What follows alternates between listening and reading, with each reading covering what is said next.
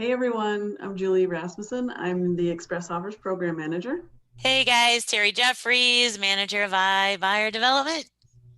Hey guys, Julie Clark, EXP agent in Seattle, Washington, using my daughter's computer named Addison.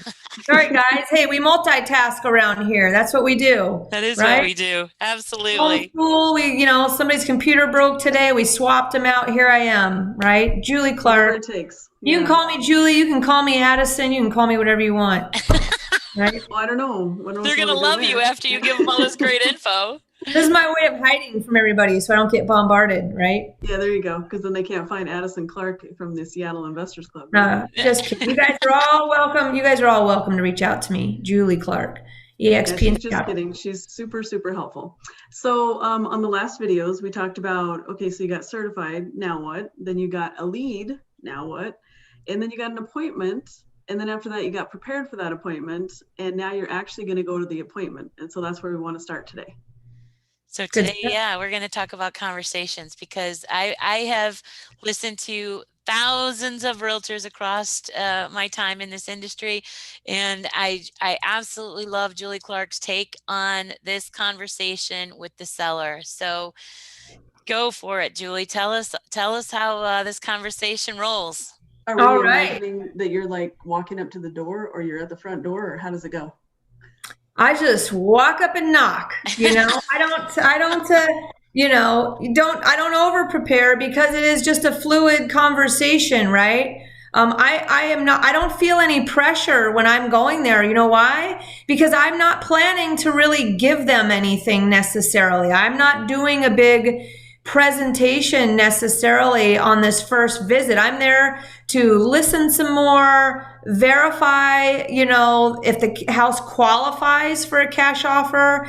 A, is it in the condition that an investor or somebody would want to buy it as a cash offer? And B, does it fit in the buy box of my market that I'm in? And right, I mentioned it. And Yeah. C, Thank you. And C, what if it doesn't? That doesn't mean that you don't have a network of people in your market. Who knows? Maybe you have other brokers on your team, right? That have buyers that have cash, right? If you don't have a buy box, that's not the end of the road, right? The buy box is just there as a awesome silver platter tool served up to you from your favorite brokerage firm called eXp Realty. Let's not forget that. Whoop, whoop. Thanks, eXp. Thanks, Glenn. We love you, Glenn. All right. So we're there and we knock on the door and we say, hey, how's it going? Thanks for your time today. Looking forward to talk to you more about this. Before we get started, would it be okay if you gave me a quick tour around your house? Why? Because you want to check the condition of the home and see if it matches up with what you thought or what they told you. Look for any additional repairs or, just your regular old real estate tour where you're going to assess the condition of the home. And while you're going, just say, is there any repairs that you feel, if you were going to stay here, that you would want to make, right? Anything that you think, like that's how I always kind of start the conversation, right? Well, if you're going to stay here, what kind of repairs do you think would need to be made? Well, something like that. It's like open-ended and you're not criticizing anything they have. No, not at all. In fact, thanks for pointing that out. I call it the good news, bad news line. Sometimes I use the good news, bad news line. Like the good news is your home is beautiful and your location is awesome. It's in great condition. The bad news is it doesn't really qualify for a cash offer unless you're willing to leave like $40,000 on the table. Are you willing to leave $40,000 on the table to have a quick hassle-free sale?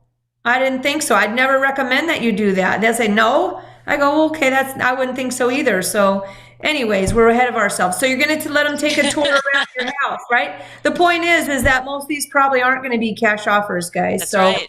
You're going to let them take you a tour around their house and you're going to be a normal person and you're going to be like you'd go on any other appointment where somebody's showing you around the house. You don't need to be taking special notes or be nervous. Just tour the house with them like you would any other seller, because at this point, it's like any other appointment, except that you have to focus on answering the cash offer question because that's why you got the appointment. Don't get off track with that, okay? So once they give you a tour around the house and you're talking to them, I usually get back upstairs, and usually I say, boy, you got a beautiful home here. So tell me again, why are you considering, what are your thoughts on why you'd want to take a cash offer on this house versus go any other route to sell your home?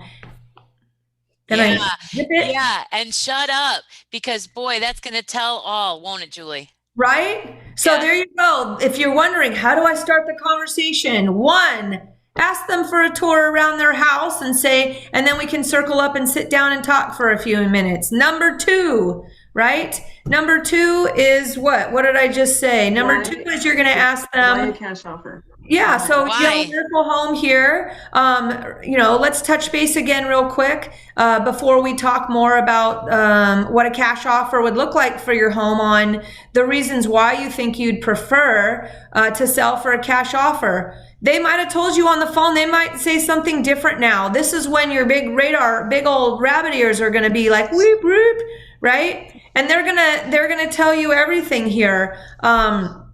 Sometimes they might even say, well, maybe it's a rental house, right? And they might say, oh, my wife is, we're tired of being landlords and stuff like that, and, the goal is we're trying to build rapport with them at this point, right? We're not there to do some switch and bait. They're already kind of suspicious, honestly. Bait and switch. They're already, honestly, a lot of the sellers are already on guard a little bit because they don't understand the cash offer thing. And so they are a little bit potentially wondering what it is you're going to say, because they know that a cash offer is sort of something different, right? Well, and it's a good point, Julie, because, guys, you don't have to sugarcoat this. No. A cash offer is a cash offer, and convenience costs money. So they're going to take a haircut, and you might as well be comfortable being honest with them, right? Setting the correct expectation of what a cash offer will look like. Hey, if they don't want it or don't like it, okay, you're just a messenger. Right. And then, of course, Julie's going to tell us how we can possibly pivot that. Yeah. You mean the other options? We're there to give seller options. Using the ultimate listing tool. Yeah. The ultimate listing tool. So you're gonna basically go for the tour, and that's your first question. Second question is, let's talk some more about why. This is it, giving you the roadmap here, guys. Second question, let's talk some more about why you think a cash offer is of interest to you, and then I'll share with you some of the details of accepting a cash offer, which of course is different than the traditional way. Then you just be quiet, let them tell you. During that time, they're going to reveal a lot of stuff to you, right? And you're going to listen. Then what you're going to say is, usually what I say is, how a cash offer works is that it's an investor who is looking to purchase the house, and an investor is required. They're going to want to make a profit. It's an unemotional purchase for them. It's a business that they're in, and therefore, they're just focused on the numbers, and they need to make a profit. Does that make sense to you? Yeah, that makes sense. Okay, great.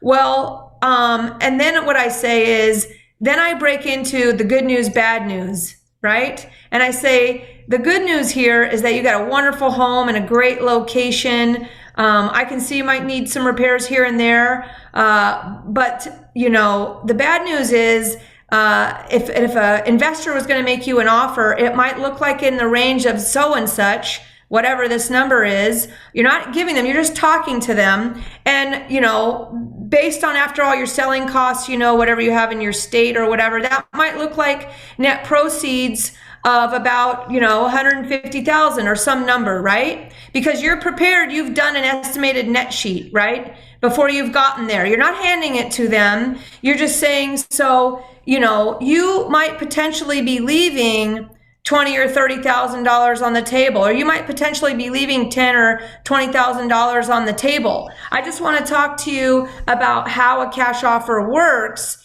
and the fact that investors need to make a profit. So therefore, that means that there's going to be a discount, and that means that you actually are going to get less cash in your pocket as compared, or potentially, to a traditional sale. It depends. If you're in Phoenix, it might not be You might be even, right? Yeah. You guys got to assess that for yourself, right? That makes it much easier. Then they might very well want to take that cash offer, right? You might ask them, what are the reasons or the benefits that you were thinking a cash offer was going to bring to you, right? You could ask them that. If you're in a market like Phoenix or some of these big iBuyer markets, right, where the cash offers might be close to the retail price, that's a good chance where you say, what are your expectations of what you'd like to achieve with a cash offer? Is it just that you're interested in the quick sale? If it came with a discount, of 10,000 or 20,000 or 30,000, is there a threshold, that might make it where you're less interested or more interested? We always like to flush it out because, there's no sense going down the path if, right. If they're not interested in the concept of that, what's driving them to want the cash offer in the first place. I'm in Seattle, so it's easy out here because the difference between the listing prices and the cash offer prices usually is going to be anywhere from $20,000 to even $60,000, $70,000 if their house is pretty nice, right? Because right. But on that note, let me just point out, one thing that you guys have to keep in mind too is that even if you're in a market like Phoenix where you've got the big three, you've got Open Door, OfferPad, and Zillow Offers, that's great. They are coming in closer to retail. That's great. But what the seller and the consumer doesn't understand is there are convenience fees that are associated with those companies. So to Julie Clark's point, when you start comparing apples to apples and you do a net sheet at some point, she's going to get to that. When you do that net sheet, you might find that one of our buy and hold buyers actually comes in better because of the discounts we afford, not only in the listing commission, but the platform fees for the iBuyer. One of our buy and hold iBuyers may come in better than one of the big three. So it's really important that you guys dial in and listen here because Julie's telling you how to flush out whether or not a cash offer is appropriate for this seller.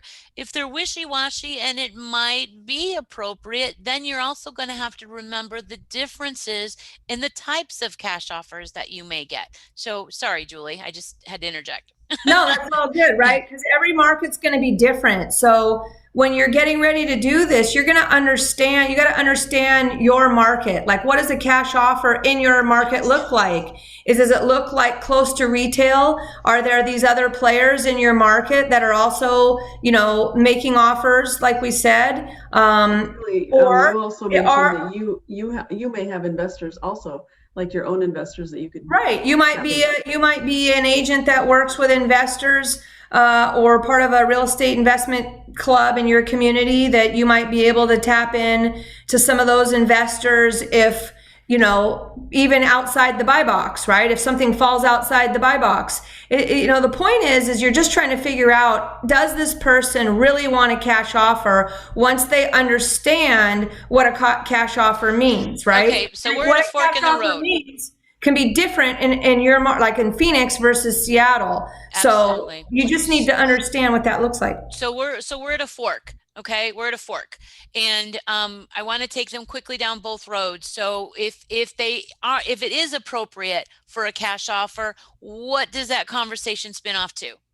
And then let's go back and say, okay, that it's not appropriate for a cash offer. Let's talk about what that conversation would spin off maybe to. Maybe use a scenario that people can understand. Like, let's say I inherited a house, and I don't live in Seattle, but I inherited one there because I had an aunt or someone that lived there, and I don't care, about it, and I don't want to fly there. I don't want to deal with it. So everything it's bad memories for me. So I want to sell this house. So I do want to get it done as quickly as possible. Let's just say it's that scenario. Yeah, I mean, to me, then it comes down to the numbers, right? Because getting a quick sale means a cash offer, most likely, and it means there's going to be maybe some sort of discount. I mean, if you're in a market where there's no discount, then good for you. You're going to be slamming in, express offers into the system, and you're going to go down the path. Then once you determine that they are interested in a cash offer situation after you explain to them the concept and whether or not there's a discount or not, then if it's a go, then you're going to get into explaining the training on how Terry and Julie are teaching you guys how to explain the disclosures, and you're prepared. You have the paperwork there with you for the disclosures, and I will let you two gals take that down that path, because honestly, in my market, most of the time it's not going to happen, right? Well, we can do this really quickly. So obviously the express offers disclosure to seller has to be signed, the compensation agreement, your listing agreement, whether you get a full boat listing agreement for your full commission with an addendum saying if the seller accepts an express offer, you're only going to charge them the listing side. Or you may start out with a little compensation agreement, your listing agreement, which is only for the listing side, depending on what they want to do, right? So you've got the disclosure, you've got the compensation agreement, you get the property condition report filled out, and you get your required photos. You've also gone over the net sheet with them, the example of what their net could look like based on the scenario and the expectations that you have set. The appointment after that is super easy, should take you another 20 minutes. Get your paperwork, go back, run, get it submitted for an iBuyer to consider. Okay. Right. But that part's pretty easy. And we really kill that in the training in terms of just like hammering that home. Right.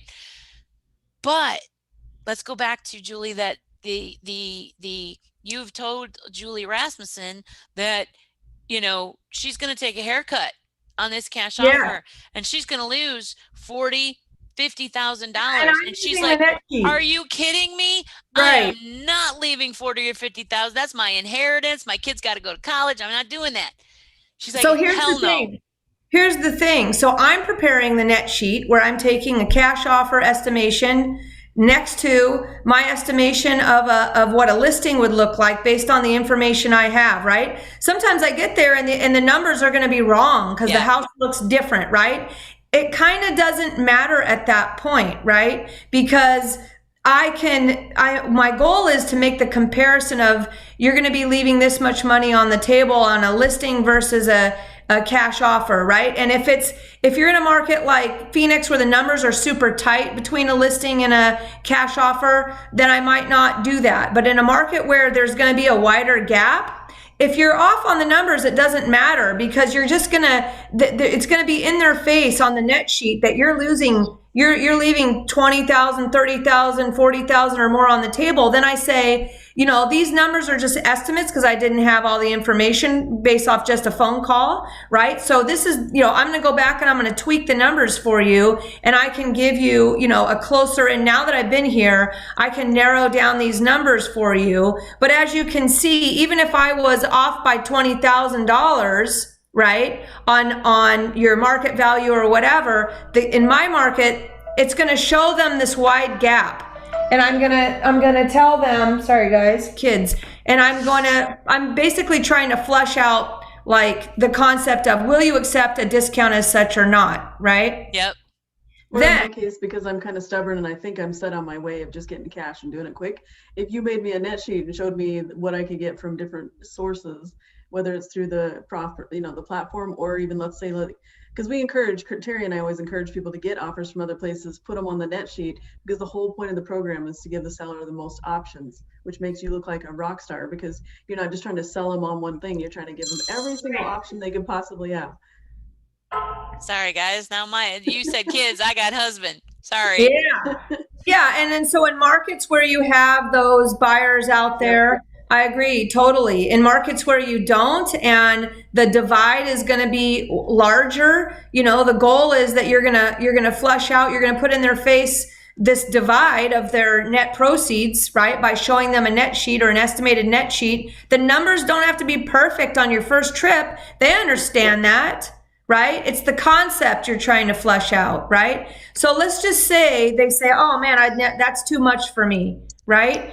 Remember, earlier you at the table and you were like, you asked them, so let's talk about again why that you thought pursuing a cash offer would be of interest to you, right? That those answers to that question, after you've flushed out, if they're a cash offer candidate, you're going to move forward with the disclosure document and the express offers training on how to get them into the platform or get them those offers. If they're not, and now that's off the table, right? Now the cash offer situation is table. How I wrap that when it's obvious that a cash offer is off the table, I say, well, I'm here today to talk about a cash offer and the express offers program here. And that's how, our conversation started. And so since it's now clear that the cash offer concept and that isn't really going to work for you, and I agree, I would never recommend that you take a cash offer because your home is so beautiful and so forth like that. You've got a lot going for you here. Hopefully what I've done is at least I've given you information that helps you put that to bed. You don't have to wonder if you should go down that path. You don't have to call all the letters and postcards or cold calls that you've received about receiving a cash offer on your house, because they're all going to be within the same ballpark, right? So that hopefully now we've saved you a lot of time and you can kind of shut that door. Did you find this information helpful today? And they're like, oh yes, this is great. Thank you. Yeah. We know we're not going to do that. And then they might even say like, so we're just going to pursue this. We're ready to just, we're going to look at whatever the next option is, right? And so I am there just trying to close the book on why I'm there. And I wrap it by saying, did you find that information helpful, right? Now, at least you don't have to call everybody. I'm repeating myself. I know this right now, guys, because I'm just putting it in your face, right? So I hope I gave you some valuable information. So now you can move forward, more informed, and at least take that, save you a lot of time and energy to waste thinking about that. Great. And they say, yeah, thank you. That's awesome. And then here's the big shift, guys. Here's the hook. Come on, we want the hook. I say, since I'm here anyways, would you like some additional information that I think better matches your needs? Oh my God. Wait. Anyway. Stop. Wait, everybody, pick up a pen. Yeah. Write this down verbatim. I want you to practice it in the mirror. Go, Julie, say it again. Since I'm here anyways, would you like some additional information that might better match your needs? Golden nugget right there. Oh my gosh. That's the line, guys. That's it. I'd say my two favorite lines of the whole process so far are, once I have them on the phone, asking them and learning about, initially I'm going to ask them, okay, why do you think you'd be interested in a cash offer? Yes, I'm going to ask them again once I get there, right? Because now I'm there, they might even say more. My other favorite thing I'm going to ask them is, when I'm on the phone, what's your plan B? Hey, Terry, that sounds good. I'll see you on Thursday. We'll talk about a cash offer. Just curious, what's your plan B, just in case cash offer doesn't work out or your home's not qualified for a cash offer for some reason? Do you have a friend or family member that's going to help you, get your home sold? Boom. That's like roadmap stuff right there, whatever they say. And then the other one is you close the book. I hope I provided you a lot of information that's going to save you time and got you a little more fully informed, at least of that option. So you can now move forward with whatever your plans are. But say, and I always say, did you find that information helpful? And they're like, yes, thank you, Julie. That was great information. And then I go, great. Since I'm here anyways, would you like some additional information? Because I think there are some other options that might meet your needs. Now, that doesn't mean that I'm going to talk to them about listing their property. You mentioned, I haven't gone into anything about, hey, I can help you list it since that didn't work out. That is not smooth. That's like, what are we calling it? Switch and bait. No, bait and switch. Bait and switch. Whatever you want to call it, don't do it. That's what I'm saying. You got to be more eloquent, more understated about the smoothness of your conversations, right? And they always say yes. I haven't had anybody say no to me. And so now what I'm going to do is I'm already going to have the intelligence on if I think there's like a friend, a brother, a relative, or some other agent involved that they think they're plugging in or that they know. I already have some information on that because I asked the right questions under the radar, not in their face in a in a sly way by doing that on the phone. I might ask them again at the table, right? So I have either I know I can go down the listing path with them, or I know I need to tread carefully. If I need to tread carefully because they think they're all hooked up in the listing department, or they don't really want to have, I can sense they don't want to have a listing talk with me, okay? Then or what they I say say flat is, out, they don't want, no, they may or they may not. Yeah. You might get the sense of that based on your conversations, right? By asking the right questions, or they might flat out tell you. But your goal then is you want to keep control of the opportunity, right? Your goal now is you're shifting to how can I control this opportunity? And how you're going to do that is, let's say you sense they don't want to talk about a listing. You say, okay, Terry, so we've agreed that a cash offer absolutely wouldn't be in your best interest. I would never advise you to take one.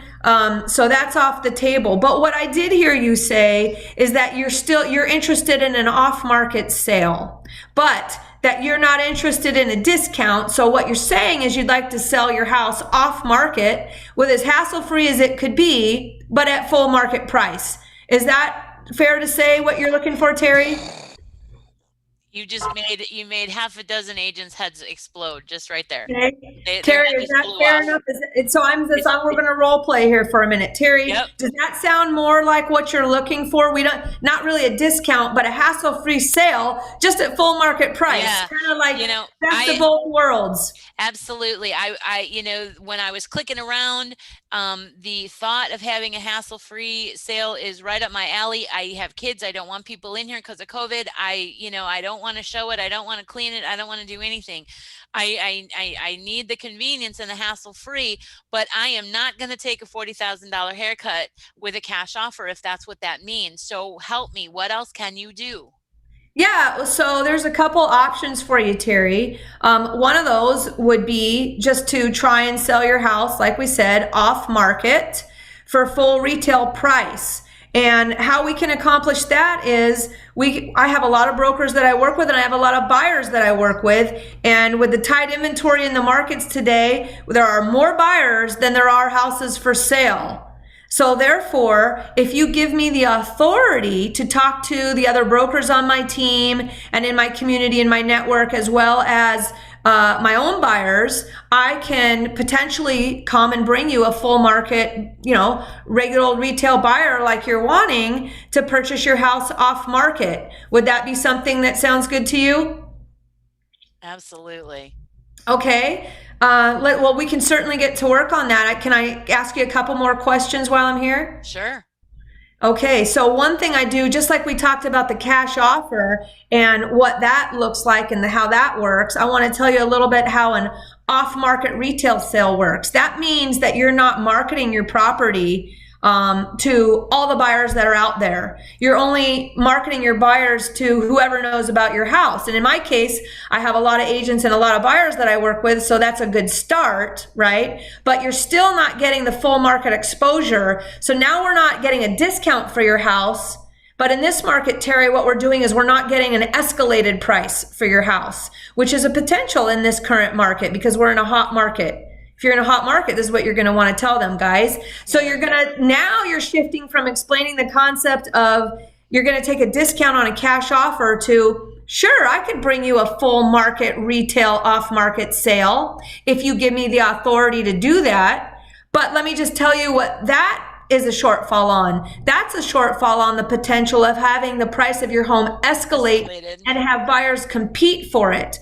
But in your case, because, you don't want a lot of people in your house, or you have, whatever they've explained to you are their special needs on why they want that cash offer, right? Maybe they have already found a home to buy, who knows what it is, right? You're going to now differentiate an off-market, full market retail sale as compared to if you were to list it, the potential there could be competition and it can escalate. Do you get what I'm saying?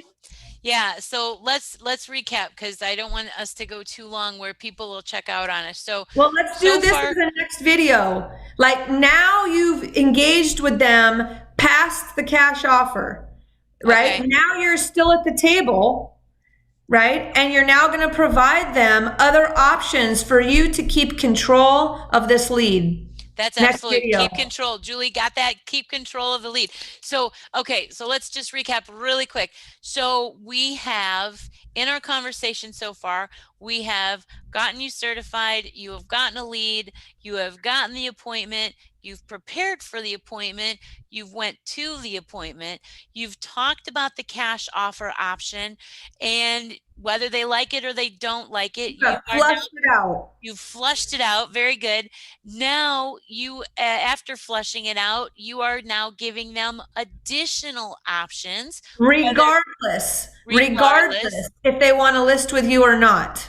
So we've talked about an express offers option. We've talked about a big three option, potentially, depending on your market. We are talking about an off market option, retail price, but off market. Then we're going to talk about retail. So, oh my gosh, you guys, we hopefully you understand the spectrum of tools that we are trying to deliver here. Julie Clark, you are amazing. Of course, my partner in crime, Julie Rasmussen, I love you. We're going to go ahead and wrap for this one, but stay tuned because our next one will be. The next one, we're going to tell you how to converse after you've flushed out the cash offer. Now what? Now what? Cash offer's off the table. Now what do I do? There you go. All right, guys, we will see you soon. Thank you very much, all. Oops, stop.